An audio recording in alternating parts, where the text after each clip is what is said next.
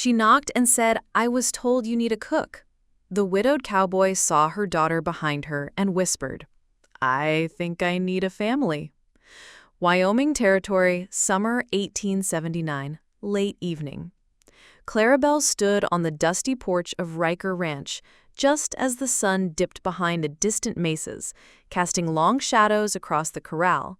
She carried a heavy cast-iron pot in one hand and a battered leather-bound cookbook in the other. The dusk glowed red against the hay bales, lined up like silent sentinels. Taking a steady breath, she lifted her knuckles and rapped sharply on the weathered door. "Sir, I was told you need a cook." Her voice was calm, but the tremor in her hands betrayed exhaustion and hope. Inside, Jonah Riker smelled fresh hay and leather, but also the faint trace of sorrow in the air. He opened the door a crack, his tall frame silhouetted by lantern light in the hallway, eyes set in a line of tired permanence. He had lived alone since his wife's death from fever 3 summers ago. Since then, he let the ranch run, but not his heart. He looked at Clarabelle's arms, laden with cooking gear and a book worn soft as memory. But he stiffened the moment he saw the child step forward, a little girl with dark curls and enormous, cautious eyes creeping out from behind her mother's skirt. "Daisy," Clarabelle murmured, her features softening as the girl's tiny hand gripped her sleeve. Jonah shifted. He had not allowed any new faces in his home since he had no idea how long ago now. And yet, something cracked inside him. The child's gaze did not ask pity, it asked for belonging. He inhaled, his voice rough as uncut lumber. "I think I need a family." Clarabelle froze. Daisy blinked at him in surprise, clutching the pot strap, still not offering a word. Jonah put distance between them, as if stepping back from a cliff. Then he opened the door wide and silently stepped aside. Clarabelle set down the pot gently on the porch rail. Daisy stood motionless, thin face illuminated by fading light. Clarabelle nodded once, voice small with relief. "Thank you, sir." Jonah cleared his throat.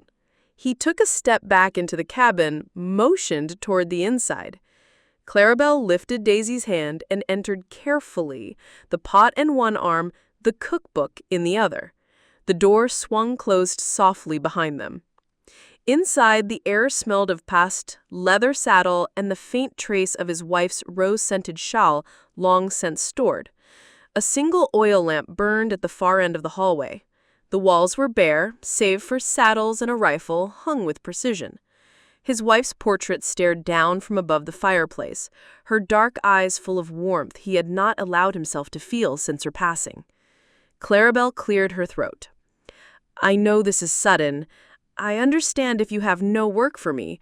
We came all the way from Kansas. I can cook and I can help with chores. Daisy," she paused, turning to her daughter, "she will be quiet." Jonah looked at her, then studied the little girl, golden curls and hesitant stance. He remembered his own daughter's laughter, now gone. He glanced at the swinging lamp, then at Clarabelle's worn shoes and fragile calm. He motioned toward a chair by the hearth. Clarabelle carefully placed the pot on the floor and took Daisy's hand to guide her to the seat. The child sat, legs swinging, staring at the firelight until her reflection melted into the glow. Clarabelle set the pot somewhere near the table. Jonah cleared his throat. "What do you know about cooking for ranch hands?" His voice was terse because he did not want to betray interest. Clarabelle straightened and replied evenly. "I cooked for travelers and teamsters on the Santa Fe Trail. I learned recipes from my mother and grandmother, campfire stews, biscuits, preserves. I know how to feed men who ride hard and sleep on the ground." He looked at her, then at the pot again, then at Daisy's hands, folded in her lap like a prayer. He nodded. Clarabelle exhaled slowly. "Thank you, Mr. Riker." He paused. "No titles here." His single word echoed. She bowed her head slightly. Jonah. He grunted, acknowledgement. Clarabelle set down the pot, arranging it near the hearth so its smell would rise. Daisy leaned forward, peering at Jonah's worn boots. Jonah cleared his throat once more, then offered, "Get yourselves comfortable. There is water in the basin, blankets on the shelf." Without hesitation, Clarabelle helped Daisy out of her coat and placed it gently over the back of a chair. The child's stance relaxed, just a bit. Jonah turned away and looked toward the hallway leading to the bedrooms above. He did not say more. Clarabelle bent to light the small kerosene lamp on the table. Daisy sat close to the hearth, face flushed, eyes heavy from travel. Clarabelle removed her gloves and brushed the child's hair back, slowly, softly. Jonah watched from the doorway, unmoving, as he had done many times before, but this time he did not feel nothing. He felt a cautious flicker. Clarabelle looked up, meeting his eyes briefly. "We will not be in the way," she promised. He nodded once. "We'll see." He closed the door without turning on the main light. Outside, the wind whispered against the logs. Inside, 3 hearts pulsed quietly in the dim glow of a lamp, and Jonah Riker wondered if he might have thrown open more than a door tonight. That evening, the wind howled against the wooden walls of the Riker Ranch, but inside, something warmer stirred. Clarabelle moved about the modest kitchen with sleeves rolled and purpose in her step. She was making her mother's southern meat pie, layers of slow-cooked beef, carrots, and onion tucked beneath a flaky golden crust. The scent of thyme, garlic, and browned butter began to fill the air, weaving through the beams and softening the hard edges of the house. Jonah Riker sat at the table, his elbows on the worn surface, eyes steady on her hands as she worked. He said nothing, didn't ask what she was cooking, didn't offer to help. He just watched, quiet, unreadable. Clarabelle pulled the heavy pie from the oven, setting it down with a thud that startled the silence. She portioned it into 3 plates, each slice steaming in the cold evening air. Daisy clambered into her chair, folding her hands like it was Sunday dinner. Her eyes shone. Clarabelle slid a plate in front of Jonah. "It's not fancy," she said, "but it's filling." Jonah didn't reply. He took a bite, chewed, then another, then more.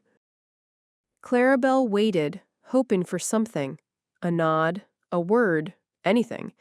But Jonah just kept eating, in silence, until the plate was clean. He stood, carried his dish to the basin, and began to wash it himself. Clarabelle blinked. She'd expected resistance, maybe even a command. Not this. Quiet, almost respectful. She joined him at the sink with her own plate, their hands brushed once over the soap. Neither spoke. Across the room, Daisy yawned, then reached for a rag. "Mama said I can help clean," she said, dragging it along the floorboards. Clarabelle smiled. "Just the corner, sweetheart." Daisy nodded, moving around the table like a drifting feather. But the long day and the warm food caught up fast. Within minutes, she'd sunk into the padded chair beside the fireplace, rag still in hand, her head lolled sideways, and her eyes fluttered closed. Jonah turned and saw her. He froze. That chair, his wife's old rocker, hadn't been used since she'd died. It still held the shape of grief, the memory of nights spent waiting, hoping, praying. And yet, here was a child, small and trusting, curled where silence used to sit. Jonah moved to the hallway. From a drawer he hadn't opened in 3 years, he pulled out a woolen blanket, his wife's, patterned in blue and rust. He hesitated a long moment, fingers trembling over the edge of it. Then he returned, stepped quietly toward the fire, and knelt beside Daisy. Gently, he draped the blanket over her shoulders. Clarabelle, standing at the sink, saw it all. Her breath caught. She hadn't expected kindness. Not like that. Not from a man with so many walls. Jonah stood again and didn't look her way. Instead, he walked to the door, opened it a crack, and stared out into the cold. The wind blew in sharply. He didn't flinch. Clarabelle whispered, "Thank you." He said nothing, but his hand rested on the doorframe longer than it needed to, like he was bracing against something stronger than the weather. That night, the scent of baked meat lingered in the air long after the plates were cleared. The fire crackled softly, and under a blanket that once belonged to sorrow, a child dreamed without fear. And in a house where grief had spoken loudest for 3 long years, something gentler, something unspoken, finally answered back. The sun hung high over the New Mexico sky, casting long strips of light across the yard behind the ranch house. The dry wind carried dust across the hard earth. But Jonah Riker did not seem to notice. He was in the corral, brushing long strokes down the back of an aging mare with a faded brown coat and one clouded eye. Clarabelle stood at the kitchen door, wiping her hands on a towel, watching the quiet man with the same quiet animal. The horse didn't flinch when Jonah ran the brush over her shoulders. Even when he murmured things low enough that only the wind might hear, Clarabelle had seen this kind of gentleness before. Once, in her father's hands, when he thought no one was watching. He kept brushing, slow and even. Clarabelle offered the drink. "It's hot," she said. Jonah glanced at the pitcher, then her, then nodded. He set down the brush, took the glass, and drank deeply. "She yours?" Clarabelle asked, tilting her chin toward the horse. He wiped his mouth on his sleeve. "Belle. Had her since before the war." Clarabelle blinked. "That's a pretty name." He met her eyes for just a second. "It was my wife's." She understood then why he treated the horse like memory-made flesh. "She seems gentle." "She lost her eye in a hailstorm," he said. "Some horses panic when they lose sight. She just adapted." Clarabelle nodded slowly. Strong ones always do. They stood in silence a while longer, the wind threading through the fence rails. Jonah turned to face her, the glass still in hand. "You from Georgia?" Clarabelle looked surprised. "The accent?" "That, and the way you cook," he said, with a barest flicker of a smile. She allowed herself a soft chuckle. "Born in Macon. Left when I was 16. Too many ghosts." Jonah's eyes darkened. "I know the feeling." Clarabelle shifted, then said quietly, "My father died at Antietam. My brothers not long after. Mama passed before the war ended." Jonah looked down at the horse and stroked her neck. "My wife died here. Fever took her fast, 2 winters ago." Clarabelle's voice barely carried. "And Belle?" "She stopped eating after," Jonah said. "I think she missed her." Clarabelle reached out and ran her fingers along the horse's mane, letting the silence hold them for a moment. "She reminds me of someone," Clarabelle said. Jonah looked up. "Your husband?" She shook her head. "There was no wedding, just a mistake made in trust. He disappeared before Daisy could say her first word." Jonah studied her face, not with judgment, but something else. A softness, maybe, a new understanding. "I thought about giving her his last name," Clarabelle added, "but he didn't earn it." Jonah nodded slowly. "Names mean something." The heat pressed around them, but Clarabelle felt the heaviness in her chest ease a little. Maybe it was the shade. Maybe the fact that someone was finally listening. Jonah drank the last of the lemon water and handed her the empty glass. "Thank you." She took it. You're welcome. He reached for the brush again, and as he ran it down Belle's side, he said, Daisy likes to talk. You don't. I used to, she said. Then life gave me more to carry than to say. He paused, looking at her. You still carry it well. Clarabelle met his eyes. So do you. Neither of them smiled, but when she walked back to the house, Jonah watched her go, not out of suspicion or politeness, but because for the first time in years, the silence didn't feel so necessary. The wind had shifted by late afternoon, turning sharp and urgent, the way it did when a storm was on its way. Clouds stacked like bruises over the horizon, and the golden hue of the prairie faded into gray. Inside the cabin, Clarabelle stared up at the ceiling where a slow, rhythmic drip pattered into a tin bucket. She set down her sewing and stepped outside, eyes lifting toward the roofline. A board had come loose near the chimney. From the ground, she could see the dark patch where wind and water had begun to claim their ground. Jonah was hauling feed into the barn when she came around the side of the house, with a hammer in one hand and a bundle of shingles under the other arm. "You should not be climbing roofs," he said, before she even spoke. Clarabelle didn't break stride. "You should not be letting rain into your kitchen."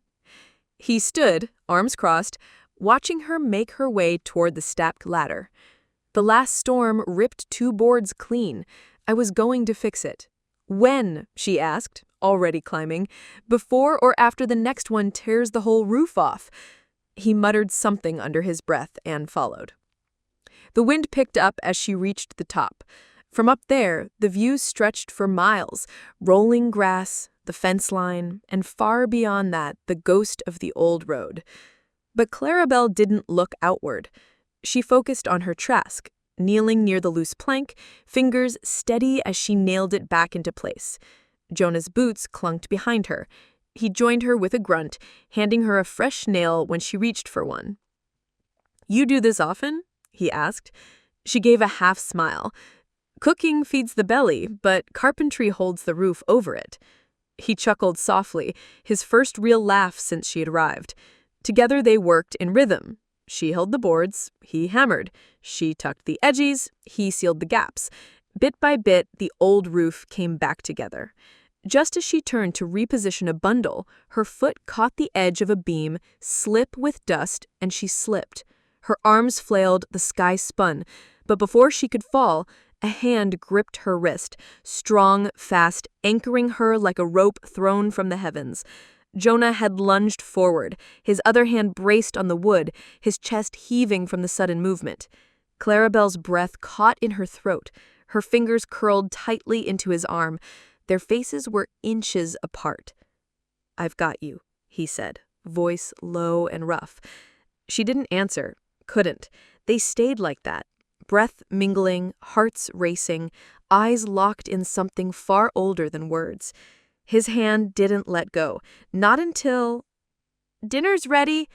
Daisy's voice rang up from below like a sudden bell. The spell broke. Clarabelle inhaled sharply. Jonah helped her up, his grip lingering just long enough for both of them to feel the absence when it left. They finished the last shingle in silence, though neither heard the wind anymore. By the time they climbed down, the sky had begun to glow with the strange lavender light of an approaching storm. Clarabelle dusted her hands and glanced at him. "Thank you," she said quietly. Jonah nodded, jaw tight. "I meant what I said. I've got you." She didn't reply. She just went inside, heart pounding with something that wasn't fear, but felt just as fragile. The morning after the storm was calm in the way only prairie mornings could be still, pale, almost reverent. Clarabelle rose early and began straightening the sitting room, while Daisy still slept, curled under a quilt by the hearth. She was dusting the shelves when her hand brushed the edge of a drawer beneath the bookshelf, one she had never seen opened. The knob was stiff, unused. It stuck, then gave way with a faint groan. Inside was a book. She glanced over her shoulder, no one in sight, then untied the ribbon carefully, as though the paper might crumble at her breath. The writing was tight, beautiful, and unmistakably feminine. She read the first few lines, her heart tightening with every word. Jonah, my love, I know the fever will win this time. There is so much I wanted to say, too much to fit in one note. But if you find this after I'm gone, please, please remember, don't let your grief become the house you live in. Grieve me, but do not bury yourself with me. The signature at the bottom was small. Belle. Clarabelle's fingers trembled, the weight of the words pressed like hands around her chest. She carefully folded the letter, tied the ribbon again, and placed it back exactly as she found it. She said nothing. That evening, the air held the first breath of winter. A cold draft whispered through the corners of the cabin, and the fire burned steady in the hearth. Clarabelle stirred the pot of beans and cornbread, her thoughts still circling that delicate script. Daisy sat at the table, coloring. Jonah came in late from tending the livestock. He smelled like leather and pine smoke. His usual silence wrapped around the room. But tonight felt different. After supper, Clarabelle began to gather the plates. Jonah stood too, then surprised her by gently taking them from her hands. "I'll handle this," he said. She nodded, unsure. When she returned from tucking Daisy into bed, the kitchen was clean, the room was dim, lit only by the fire's low glow. Jonah sat in his usual chair beside it.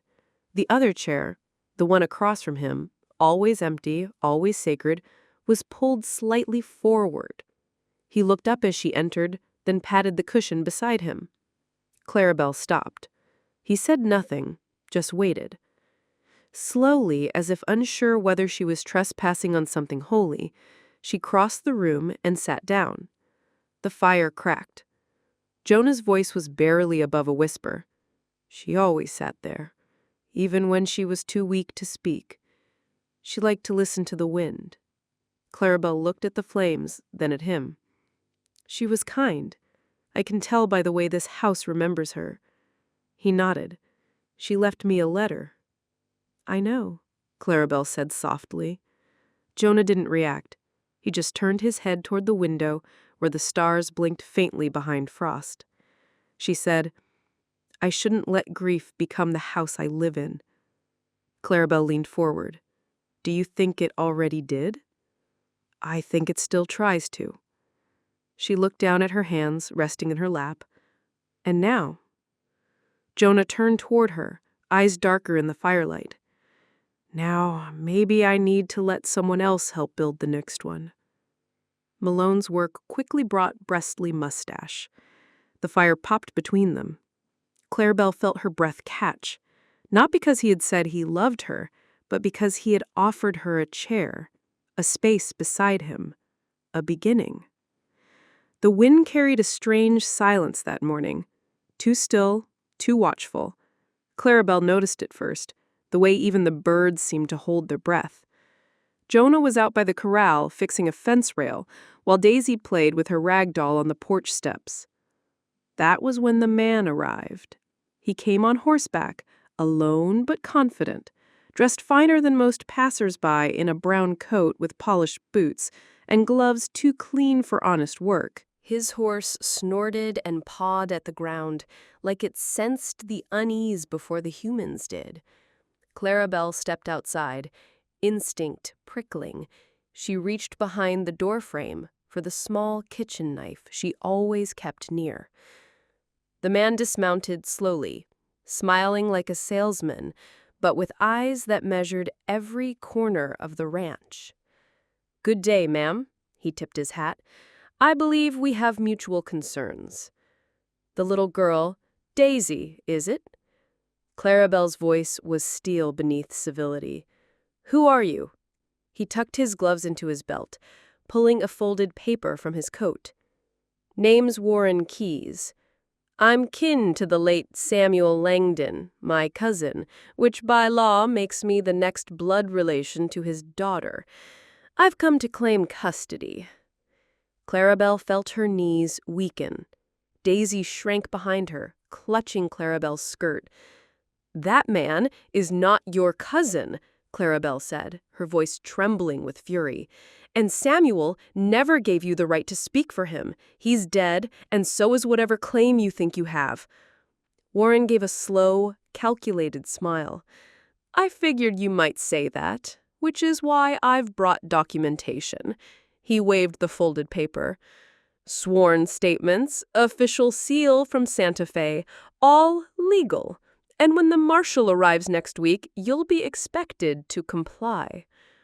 Jonah had approached silently behind the man, tool still in hand. He stopped at the bottom of the porch steps, eyes locked on Warren.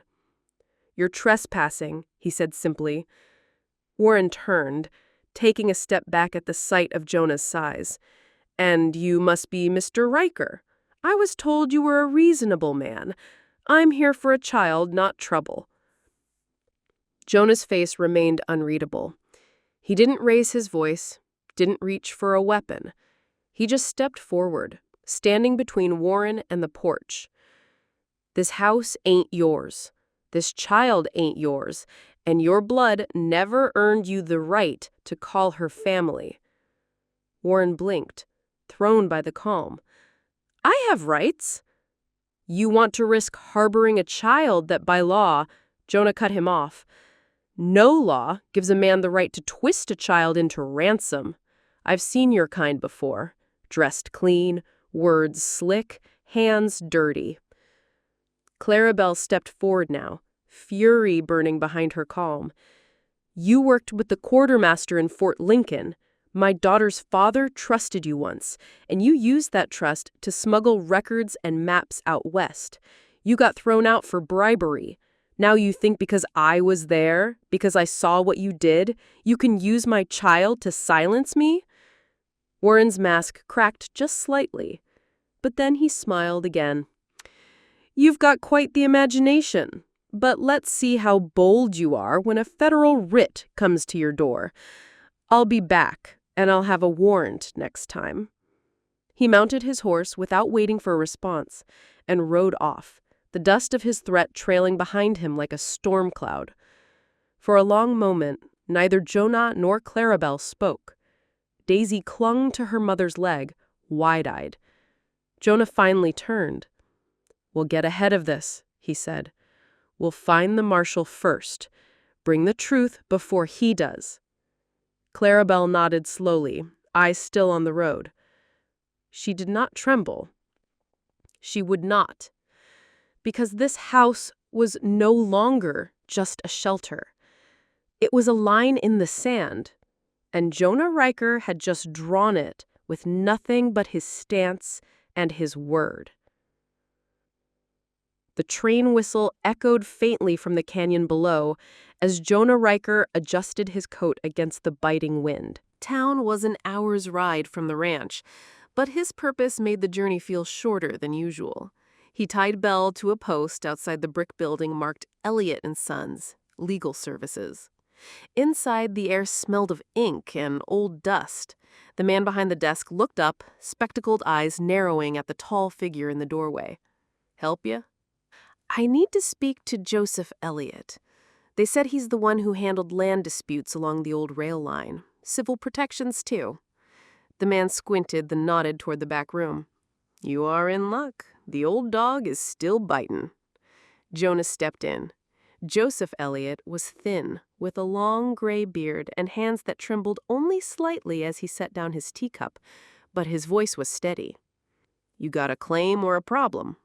"Both," Jonah said, removing his hat. "It's about a woman and her daughter. Someone's threatening to take the girl."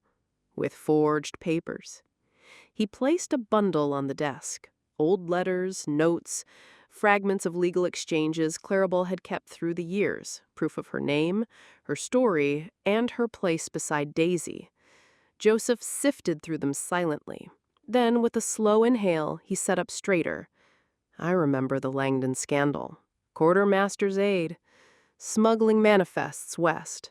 Feds tried to bury it, but too many wagons went missing for folks not to notice." Jonah melted once. He was caught in it. Then she ran. Been running since. Joseph poured himself another cup and added, "You trust her story?" "It's my life."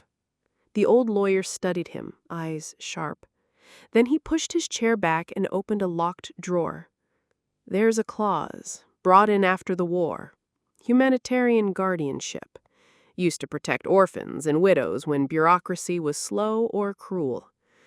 I can file the paperwork, make you the legal custodian on grounds of stability, and clarify that Clarabelle's record has no warrantable offense, just unverified accusations." He scribbled on a form, then looked up. "You know, Mr. Riker, the West only stays wild when good folks keep quiet." He paused, tapping his pen. "You just shouted back." Jonah left the town that afternoon with a leather folder tucked inside his saddlebag. Back at the ranch, the sun had begun to dip low. Clarabelle was packing. She moved quietly through the kitchen, folding Daisy's clothes into a canvas sack, her face unreadable. Jonah stepped into the doorway, casting a shadow across the floorboards. "You do not have to go," he said. "I do," Clarabelle whispered. "That man will be back. I cannot have Daisy grow up afraid because of me." Jonah reached into his coat and held out the folder. She hesitated, took it, opened it. Inside were stamped documents, official, legal. Her name listed beside Daisy's, his name as guardian. Clarabelle stared at the papers like they were something sacred. "No one's going to take you from here," Jonah said softly. "Not with this." Clarabelle did not speak. Not at first. Then her shoulders shook. One breath, two, and the tears fell without warning. Not of fear, not of panic, but because for the first time in years, she felt seen, trusted, protected by law, not just love. She clutched the papers to her chest and looked at Jonah through blurred eyes. "You did all this?" He only nodded. She stepped forward and placed her hand over his heart. "You did not promise anything," she whispered. "But I believe you more than anyone who ever did." They stood there a long time, between a packed bag and an unpacked truth. And outside, the wind no longer felt cold. 1 month later, the hills of Riker Ranch no longer echoed with wind alone. Laughter danced on the breeze, woven between the clucking of hens and the clatter of pans from the open kitchen window. Clarabelle stirred a pot while Daisy read aloud from the porch, her little voice carrying across the dirt yard. Jonah was repairing the chicken coop, humming under his breath. It was not a song anyone recognized, just a rhythm that meant peace. Then hooves, dust, voices. Jonah stood up, wiping his hands just as a black wagon approached, flanked by 2 men on horseback. One of them was the man from weeks before, the so-called cousin, wearing a smug grin. Behind him rode 2 deputies from town. Clarabelle stepped outside, heart taut like a... But before the men could speak, another figure appeared. Joseph Elliot. Behind him, nearly 2 dozen townsfolk. Mothers with baskets, farmers with work-stained hats, even a pair of schoolteachers with ink-stained fingers. "We've come to clarify a few things," Joseph said, stepping forward. The sheriff dismounted, clearly uncomfortable. "Mr. Elliot, we were told there's a custody issue." "There is no issue," Joseph interrupted, holding up a sealed folder. "Clarabelle Langdon and Jonah Riker are the legal guardians of Daisy Langdon. The paperwork is filed and witnessed. And this man," he gestured to the stranger, "is under investigation for falsifying documents and harassing a registered household." The man sputtered. "You've got no proof." "We do." A woman stepped forward, the baker's wife. "Clarabelle has cooked for half this town, never asked for anything back but a place to share what she had. And Daisy's been teaching our young'uns how to read," added the old blacksmith. "Girl's 5 years old and already doing more for this place than most full-grown men." The sheriff turned to the stranger. "Sir, I suggest you leave before this town charges you with endangerment and fraud." The man turned red, cursed, and rode off. No badge, no claim, no place left to threaten. Clarabelle let out a breath she had not realized she was holding. Daisy slipped her hand into Jonah's. Later that evening, as the sun dipped low and lanterns were lit one by one, something remarkable happened. The townspeople returned, not with pitchforks or torches, but with gifts. Loaves of bread, wildflowers tied with twine, a quilt from the widow baker, even a new saddle for Belle. They hung lanterns along the fence line, one by one, each glowing softly in the twilight. When asked why, the blacksmith's wife simply smiled. Every home deserves light. This one, it has 3. The moon rose high, and from that little porch on the hill, the world felt right. Not perfect, but warm. A place with 3 chairs, 3 bowls, 3 voices sharing laughter in the dark. And somewhere between the glow of the lanterns and the hush of the stars, the Riker house became a home. If that story touched your heart, if you felt the warmth of a home built not from wood but from loyalty and love, then this is only the beginning. At Wild West Love Stories, we bring you tales of courage, quiet devotion, and romance born from dust and danger.